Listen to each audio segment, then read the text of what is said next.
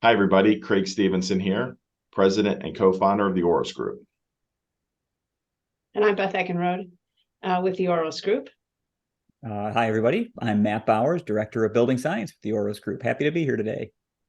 So we're recording this for those of you that didn't have access to the webinar we did, sponsored by 3C Ren and Passive House California. Jay Gentry, with his great and robust network in California, put together a terrific webinar. Unfortunately, it wasn't recorded as we were doing it, so we've come back and we're re-recording the session for anybody interested in following up on our discussion about the power of existing buildings. So Craig, go ahead and take it away. Thanks, Beth. And also I wanted to say a thank you to 3C Ren and to Passive House California for this opportunity. Let me share screen here and kick us off. All right. So Oros Group. Oros Group is a organization focusing on building decarbonization. And to do that, we focus on building science and data science and merging the two, which gives us the ability to operate buildings at these levels of performance over 50 years. So Beth and I wrote a book last year called The Power of Existing Buildings. And this won a national award. And this really outlines everything you're going to see today from us.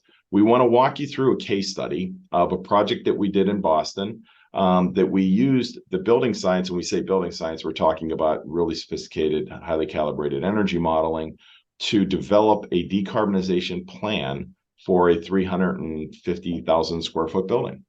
So with that, let's get started. All right, so we believe that the solutions to building decarbonization requires a merging of building science and data science. What does that mean? When you talk about building science, we're talking about passive house standards, envelope first efficiencies, using models, using technologies, because we're looking for the 1 + 1 that equal 5. And you can only really get that when you're in a modeling environment. You can't put thumb in the air and kind of find your way there. The data science side of this really gets at dashboarding and meters and sensors in a building. And when we merge these two, we can export from the building science or the modeling software hourly predictive data for future performance for all forms of energy, indoor air quality, and BAS parameters. And now we give a higher level of context to data science. So we're going to jump into that in a few seconds here. But first, we wanted to talk about this strategy that we mentioned in the building science, this envelope first strategy. Why do we do that? The cheapest form of energy is the energy we never use, right? So we want to go after an aggressive load reduction strategy. We want to reduce our loads as much as possible based on building science.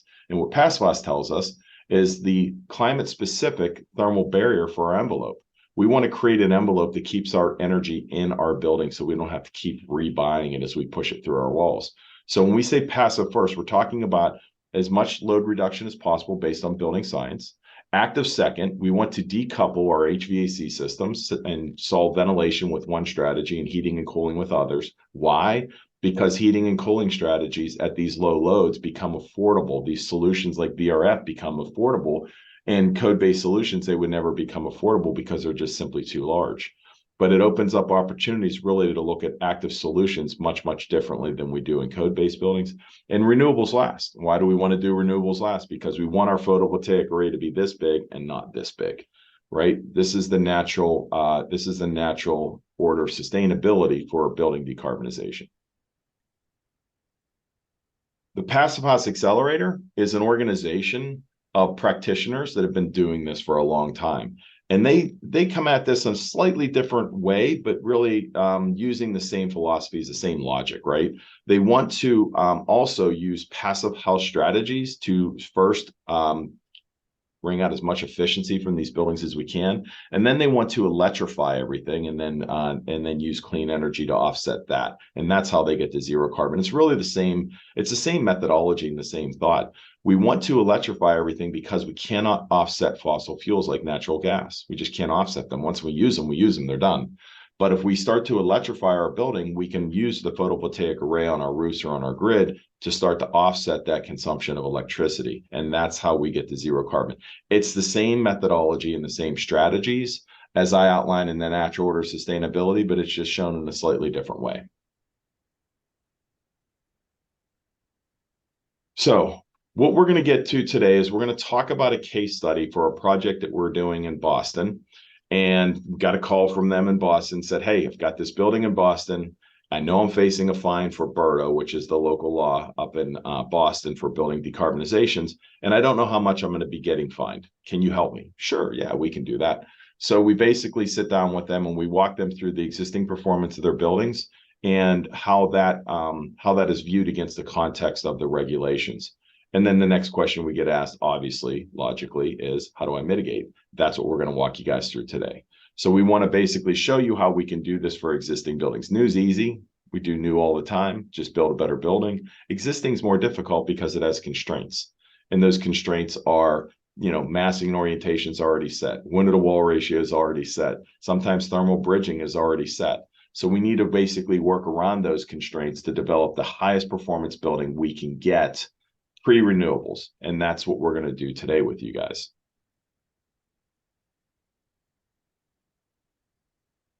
Yeah, so thanks, Craig. So let's get started first by kind of giving an overarching idea on how currently buildings are being decarbonized, right?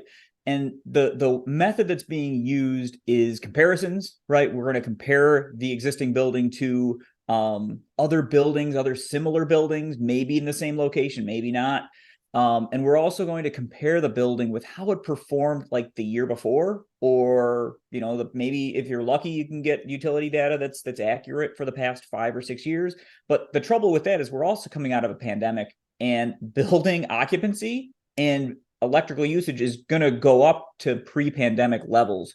So using the previous year's worth of data might not be the best approach. So what we're going to focus on is allowing us to compare the building to its ideal performance or its current performance using simulation. So what we're going to do is we're going to gather obviously as much information as we can about the building, right? ASHRAE level to audit level things. We're going to try to get as much historical utility data as we can, whether that's from utility invoices or from Energy Star Portfolio Manager or other means and methods. We're going to take all of that information. We're going to create an operational model is what we like to call it. And that operational model is going to simulate how the building is performing currently. Once we kind of have that baseline set, we're going to create an optimum model. And that optimum model is where we can kind of play with energy conservation measures, right? ECMs. And we can add insulation, we can add new windows, we can add air tightness, some of our other passive measures. We can replace mechanical systems, we can update lighting controls and things like that, and see what that does to overall building performance so that we can squeeze that last bit of energy efficiency out of that building pre-renewables.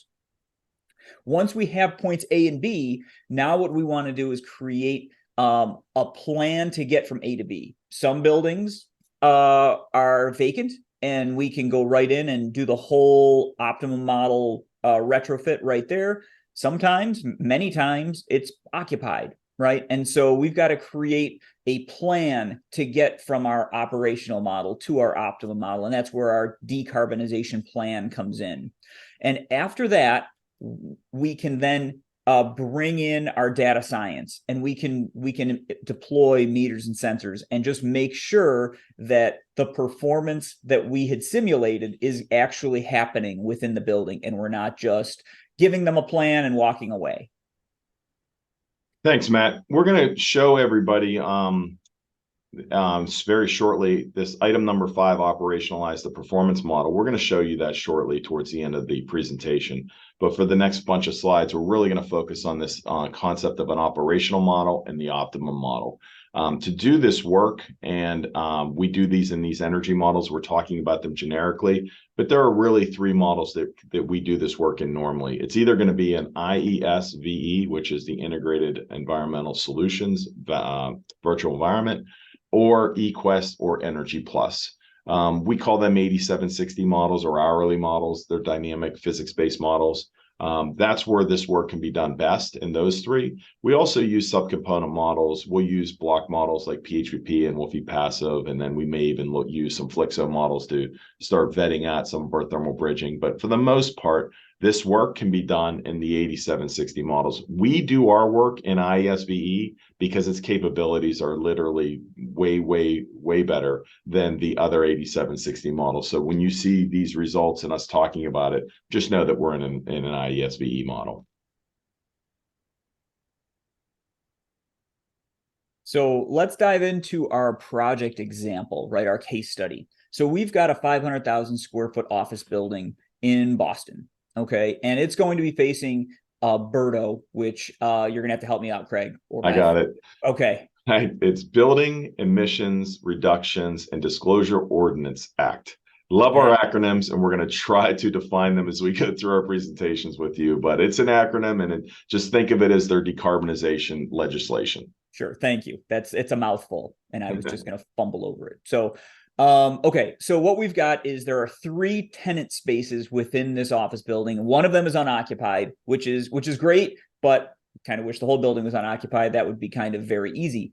Now some of the mechanicals are at end of life, so we're gonna have some triggers, some natural triggers for this building that might take our natural order of sustainability kind of out of sequence, and we're going to talk about that. And the reason we were approached to begin with is so that they can avoid fines, right? That's kind of the goal for the project, is to we want to be able to merge some natural triggers, but the overall goal here is we want to avoid any of those BERDO fines. So Matt, when Beth and I wrote the book, we talk a lot about triggers and sequences. Can you do me a favor and just expand upon that a little bit just before we dive into it, so people just don't hear this word and not really kind of comprehend what is a trigger? Yeah, so a trigger is any part throughout a building's life cycle that's going to naturally have to be addressed, right? Every aspect of a building has some sort of life cycle to it. Insulation can more or less last the life of a building, but when an older building maybe never deployed an air barrier. So if there is an opportunity to improve upon an aspect of a building while it's not being utilized or at its end of life, we want to make sure that we're replacing it with the optimum level of efficiency. And I say optimum because it doesn't necessarily have to be the most energy efficient thing that we can possibly get, because costs are involved in all of those things. So we want to go for the optimum level of performance. Now, when it comes to sequences, we also want to pay attention to combining some of these natural triggers with other aspects of the building, where we can get a larger bang for our buck than if we were to just do one or the other thing, right? If we combine more insulation with an air barrier, the overall building performance is going to improve more than if we were to just to do one or the other. So we're really looking for those 1 + 1 = 5, as you said earlier, items that we can really get that building to perform way, way better than it would otherwise. Yeah, and we talk a lot about the triggers and the sequences in the book. Would it be fair, Matt, to basically classify triggers as life cycles, things break, deferred maintenance, we're already planning to do stuff anyways, natural renovations, any opportunity to touch the building, we would classify that as a trigger, right? That's an opportunity to do better. Absolutely. Don't replace in kind and expect a different result. And then the sequence is we cannot right size, quote unquote, our mechanical heating and cooling systems without first reducing our loads. Otherwise, we have an undersized heating and cooling system. So we have to respect the sequences while maximizing the opportunities of our triggers. Right. And, just to take that one step further, we also want to pay attention to maybe the roof is at end of life. So we want to make sure that we add that insulation to the roof before we throw PV on it, right? If you start throwing PV on roofs just to get below fine levels, you're going to have to move that PV in 5 or 6 years when you replace the roof. So we want to pay attention to things like that as well. Or you have the effect of doing what Beth and I always classify as immunizing your building, right? Because if you don't do that in the right trigger, you're just simply not going to do it. You lose that opportunity, and then you immunize the building over that life cycle, right? Exactly. All right, let's continue. So we're gonna be taking a look at this chart here quite a bit throughout the presentation. This is going to kind of tell the story of our plan. What we're looking at is on the y-axis over here, we've got our site EUI, okay, and that's going to be in kBTU per square foot per year. And then we've got the age of the building all the way from 2005, when we could get the earliest utility data, all the way to 2050, when we'll say that the goal is to have every building in Massachusetts or in the Boston area decarbonized. Okay, so when we're looking at this, the purple line is going to show building EUI every year based on what we were able to get from previous utility data. And what we're trying to do is establish a baseline performance for this building so that we can create our simulated operational model. And so what we did is we noticed between the years 2013 and 2019 that the performance of this building kind of leveled off a little bit. Okay, that's about the best time worth of data that we can get for an occupied building, and how is it going to perform.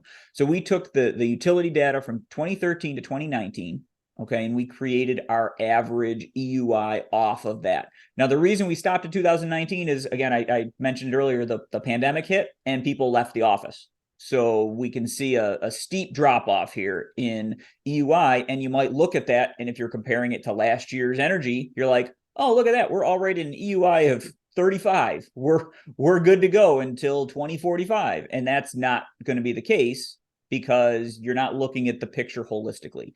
So we took the years 2013 to 2019, and we created our operational model. And so that's what these dotted lines are showing here.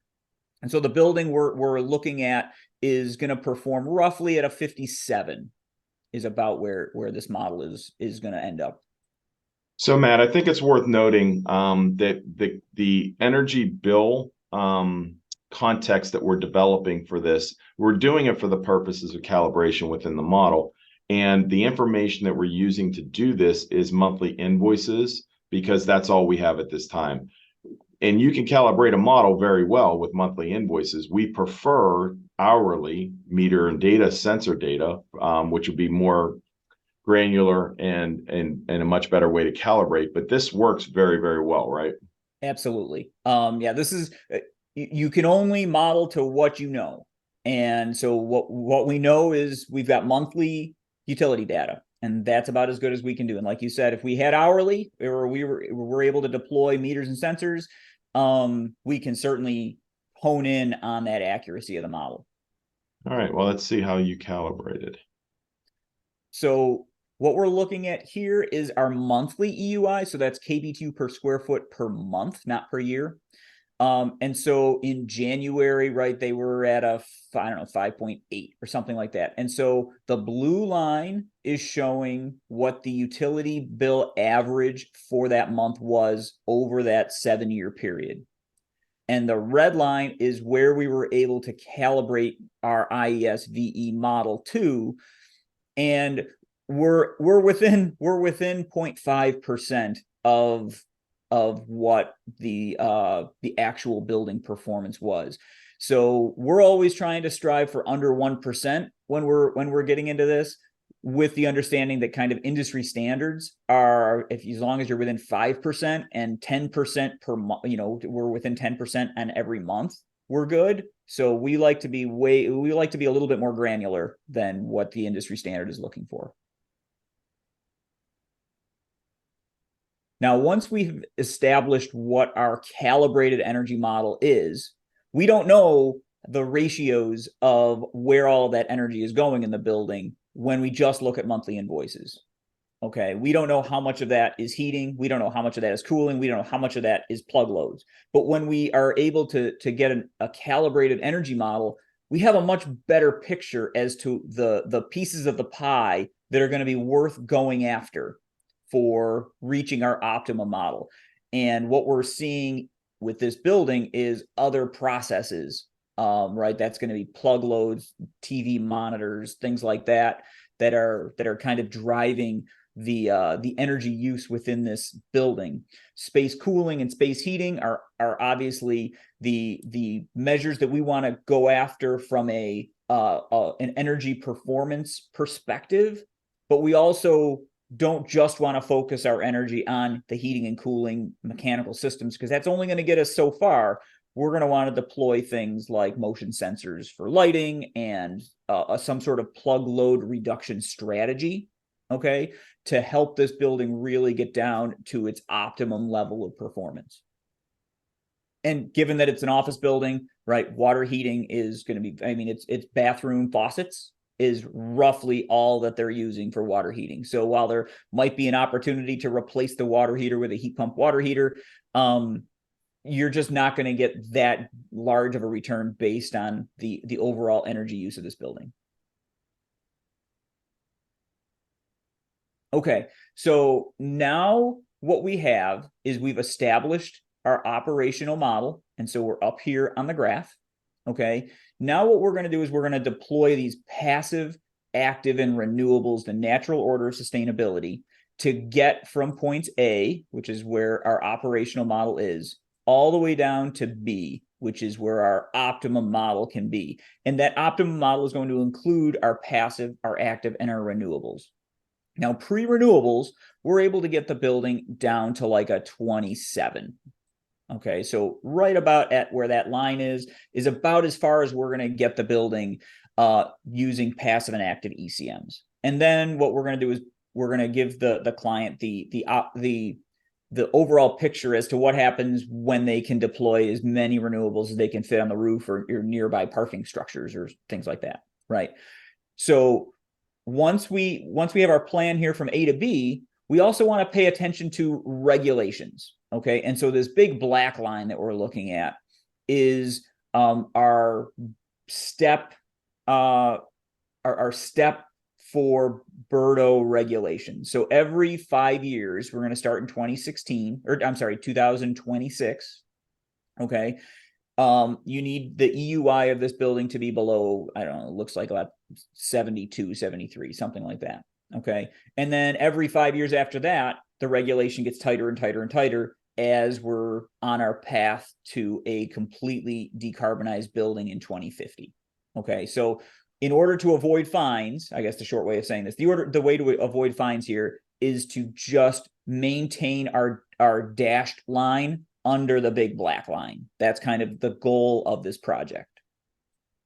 So Matt, do me a favor. Can you walk me through the methodology of creating that big, ugly black line? Because the BERDO law is based on a penalty per metric ton of carbon per topology. And Yeah. how did you convert and get this into a BTU so that everyone could see it nice and clean against our project goals? Yeah, no, that's a great question. Okay, so you're, like you said, for an office building, right, we're talking about an office building here. The levels are set, the step levels are going to be different than if this is a residential building or if this is a manufacturing facility or a hospital or something like that, right? The path to zero is just going to be a little bit different. And so what we need to do is two things are happening kind of simultaneously here. The building itself is getting more efficient by not using as much electricity, and that's where we kind of come in. But there's also this kind of assumption that is happening in the background that the grid itself is also decarbonizing, right? It's deploying more community solar arrays or implementing more wind power or other renewable ways to help generate electricity. So in our conversations with the regulatory people, they're saying, okay, so I don't know that we'll ever get to zero from a grid perspective, but we're going to get pretty close, and you can just assume it's going to be linear. And I think I kind of chuckled a little bit at that. So we assumed the grid is going to kind of have a curve, and I'm just going to draw here, that's going to look something like this. Okay, and this is going to be emissions per year. This is going to be CO2e, right? And so we're going to assume that the grid is going to get efficient. It's probably not ever going to get to zero. So in this conversion, right, it's a unit conversion from CO2e to kBTUs. We're assuming the grid is also kind of getting more energy efficient as well. So at the end of the day, the black line is basically a mathematical derivative from the Berto regulations to BTUs. Yeah, I guess I could have just said that, huh? But no, I mean, everyone sees these laws and they think they're so overly complex. And I just want to stress that this is just math, right? Yeah, exactly. It's just math. All right, let's pay attention to this chart here because we're going to come back to this a handful of times over the presentation as we start to show you our strategies, because not everyone can do everything all at once. Sometimes we have to respect triggers and sequences, as we talked before. So let's talk about that. So turns out finances are a thing, right? And they can't just throw all of the money at the building all at once, as much as from an energy modeling perspective and a performance perspective, we would like to see that. It's just not financially viable at this point. There are tenants, right? So what the plan that we kind of came up with based on triggers, sequences, and our natural order of sustainability, kind of melding all of those together, is in 2019, there's a natural trigger for RTUs. So what we're going to do is we're going to, at that point, separate mechanical systems, and we're going to have the RTUs only responsible for ventilation, and we're going to move to a heat pump heating and cooling system for the tenants. Okay, so we have a natural trigger in 2019. So that's going to make a small drop in our EUI at that point. We're also going to implement at the same time some passive ECMs, not all, right? But we're gonna implement the ones that we can implement, and that's going to keep us under that black line. And then in 2032, we're gonna have another natural trigger with some active ECMs, right? More efficient heating and cooling equipment. The heating and cooling equipment that we didn't address in 2019 is going to be at end of life, so we're going to address it at that point. And then in 2043, we kind of start seeing some more triggers, okay? And that's going to open up, right? We've got lease expiring and things like that, where we'll be able to get into the units and deploy some more passive ECMs to help get us below that final kind of curve in 2045. And then in 2045, 2046, we can deploy renewables at that time. And so we'll also have a better picture of how clean the grid is at that point, and how many renewables we need to do, more efficient solar panels, right? Who knows where we're going to be in 2046, but that'll be the time that we want to deploy those renewables to get us as close to zero as we can by 2050. So if our clients have the sole goal of not paying any fines, we can use technology to basically create a plan, a phased plan on how to execute. Now, Matt, this arc that we see here under that blue line, is that the same arc I'm seeing right here? The path, so if we just leave it there for just a second. So again, we're starting at A, and B is actually down here, right? We want B to be zero at 2050. And so if you go to the next slide, it's just we're taking a different path using triggers and sequences instead of just going like that. So would it be fair to say that when we develop the operational model, which is calibrated against the building, that is our tool to test? And when we create an optimum model, we're saying, what's everything I could possibly do to build the best building we can build pre-renewables, and then offset as much as I can based on what's available.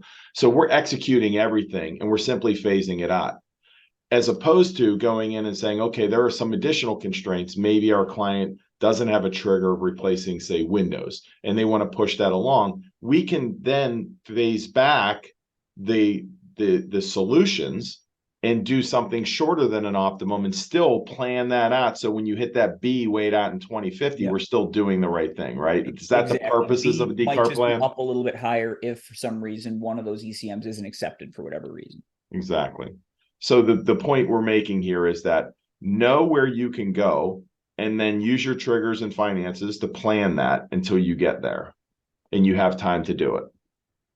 Exactly. All right. Okay, so what we've got here is a really cool graph. What we're looking at here is our overall energy cost, and our dotted line is kind of showing this curved line is kind of showing business as usual, right? If we don't do anything to the building and we're just going to say, yeah, whatever, we'll just pay the fines and put it onto the tenants and just kind of make it, like I said, business as usual.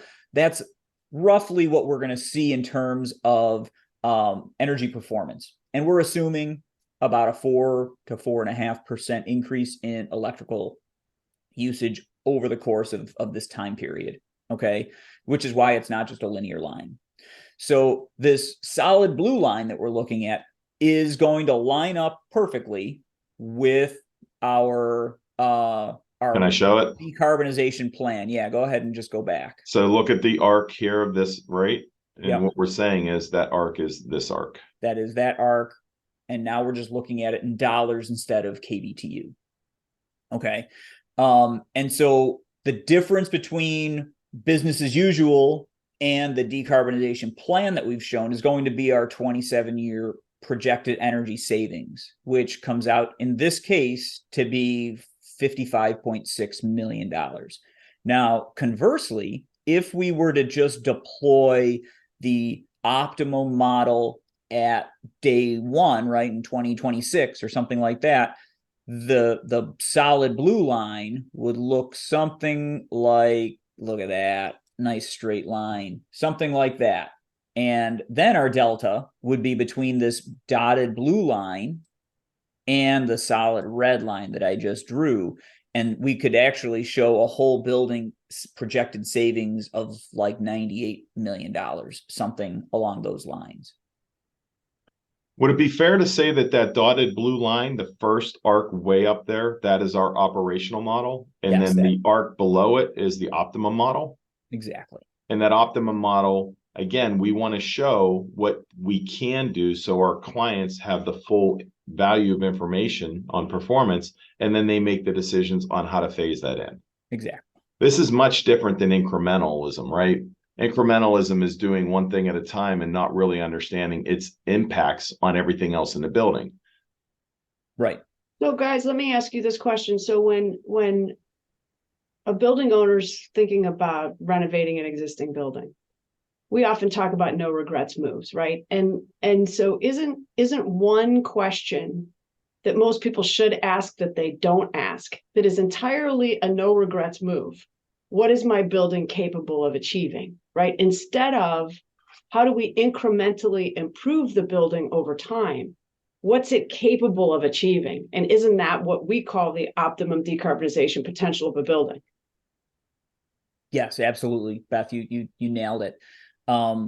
Yeah, we always should be asking what is the most, where can we get this building to perform, right? What's possible, What's irrespective of what you might want to do in what order or how much you might want to spend. Know what the building's capable of achieving. So if there's one no regrets move that anybody watching this webinar walks away with, is if you have an existing building, you're going to renovate it, the first question you ask any engineering team or any project team is, what is my building capable of achieving? And know that answer before you make any moves. Absolutely. Because with an existing building, right, we're kind of stuck with orientation, right? We're kind of stuck, unless you're repurposing the building with window to wall ratio, right? You're kind of stuck with geometry. So there's only so much that you can do. So maybe your optimum model doesn't get to zero. Maybe it does, but every building is going to be different. And it's really important to identify where your building can get to. And Beth, I would add one more thing to that analysis is that Matt and I frequently use the term pre-renewables. And the reason why we do that is because we want to make sure we understand what that optimum level of performance is before I apply renewables. If not, it skews the question, right? Because if we understand the answer to the question, how good can we be pre-renewables?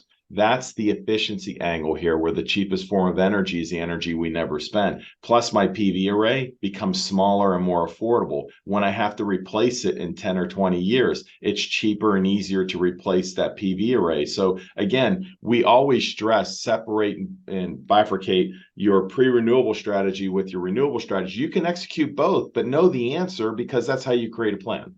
And Matt, that's what you're showing right there. That's exactly what I'm showing right there is the deploying energy efficiency measures is going to get you everything up here, and renewables is going to get you the things down here. So you can usually, right, for this building, achieve far more energy savings by doing passive active natural order first and then deploying renewables. Great. Thanks, guys. Yeah, and Matt, as you just showed right there, you win when your operational model becomes your optimum model, right? And that's how it continues to operate until you hit that optimum model. Then you don't need two models. You've done it. You've hit it. And what happens when we do that, right? How do we use an operational model? Well, this gets us into our next slide here. And this slide here shows these big blue bars are meters, and the green line is simulation. And what we need to really convey to the audience here is that we can take from our physics-based modeling hourly data, hourly simulated data for future performance. I can do that against all forms of energy for energy consumption, gas, electric, district energy, PV. We can simulate all of that. We can also simulate temperature, humidity, and CO2 by zone. Anywhere you can put a meter, we can create a virtual zone and export that data. And we can also do it for BAS parameters. BAS is the building automation system or temperature controls. And we can export all that and provide all that data into the dashboard technologies that are in buildings today. And that gives you a higher level of context. So now we understand and we can answer those questions for owners. Did we get what we paid for? Are we winning or losing? We need to know that answer because our owners are investing in these buildings and they're expecting an ROI, and they can't wait 12 months for invoices to determine whether or not the building's performing as intended. So we can then take this and integrate it right back into the technology, and that's exactly what we're talking about. With that, this is the information for Matt and myself. Feel free to reach out to us if you have any questions at all. Beth, there were some questions that came up in the presentation we had yesterday. Did we cover all those today in this presentation, or did we miss anything? No, we did. We mostly hit them. There was a discussion on return on investment and how do we do NPV calculations and ROI calculations for clients. And the answer we gave to that is, in most cases, we don't, because our developer clients generally want to do that work themselves. They want to make their assumptions. Each developer, each building owner has a different timeline. And the assumptions that they'll embed in their NPV, while we can do a simple NPV, it does not get it nearly the level of complexity that most developers have when they look at whether to hold an asset, buy an asset, sell an asset. The other thing that came up, I think, in the discussion too, is the idea that a decarbonization plan and understanding what a building's capable of achieving is soon going to become kind of expected, much like how a developer would present a pro forma to a prospective buyer, or if they are selling an asset, they're going to need to present a decarbonization plan at the same time. And so the work to go through this effort to have this is probably just the right investment.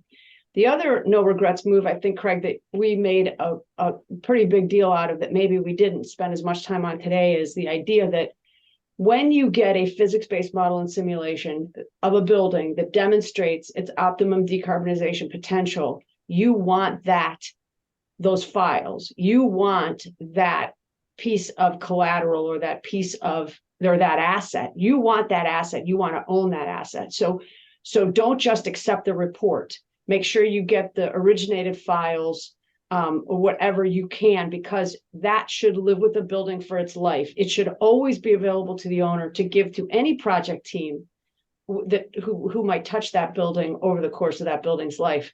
So those were the three things I kind of wrote down that we covered off in a little bit more detail with the team. No, that's awesome. Let me I have to add a couple comments to two of those things. So Matt, I've hung out here on this projected savings chart here, and there are a couple assumptions that we use to get here. Can you walk us through those two assumptions real quick? Yeah, absolutely. So the first assumption obviously is cost of electricity. In this case, the building is all electric already. So the cost of electricity is going to increase at a rate of 4 to 4.5%, which is what the average rate of increase of electricity has been And that might even be, at least in this location, that might even be conservative as the utility invests more and more in more infrastructure for renewables, right? As they need to get cleaner and cleaner and cleaner. So that electric rate might actually go higher, which is going to end up showing a bigger rate of, or a bigger overall energy savings. Okay.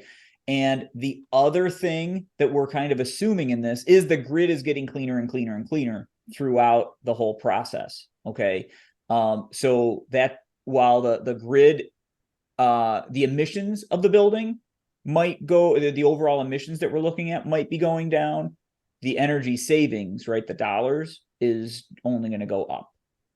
So Those are kind of basically, the two big point is assumptions. that these are very conservative assumptions in terms of predictions of what's going to happen in the future. And it's done purposefully because, to Beth's point, we want our clients to be able to do that math. If they're going to trust that, they're going to run their own ROIs or net present value calculations to determine if this is a viable investment for them into the buildings. So what we do is we take a super conservative approach to this. And also, Beth, we're not putting any value in this for occupant benefit, asset valuation, any of those, what we would refer to as a relatively soft cost. We would all collectively agree that the number's greater than zero, but we let our owners basically apply the value of that.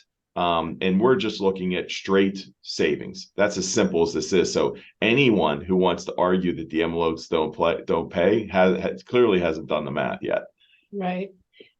So anything else? I think we're about at our time commitment. Yeah, one other thing, Beth, you had mentioned the model in retaining the originated files from the model. What you'll notice here in our optimum plan, our decarbonization plan, is some of these activities could be pushed out years. And when they're pushed out years like this, chances are you're going to be bringing in an architectural or mechanical team that may not be familiar with the decarbonization plan. And much like the building information model or your BIMs, you want to be able to give your teams the background drawings in AutoCAD or Revit. You want to be able to give them the building energy models, the originated files, because you don't want to have to repay for that. You've already paid for it once. So to Beth's point, get yourself a BEM execution plan. Make sure you retain the original copies of these files and use them throughout the life of the building. You can use them to update future plans of decarbonization, and you can also use them to operationalize your model. So with that, those are the two things I wanted to add. Go flash the last slide real quickly for anybody who missed it and didn't get a chance to get your contact information. Oh, I'm sorry. Thank you. Go to that in case anybody wants to take one last picture. Otherwise, we are going to sign off. Thank you again to 3C Ren, Passive House California, and Jay Gentry himself. We appreciate the opportunity to put this together for y'all and hope you find it beneficial. Have a great day. Thanks, everyone. Thanks, everybody.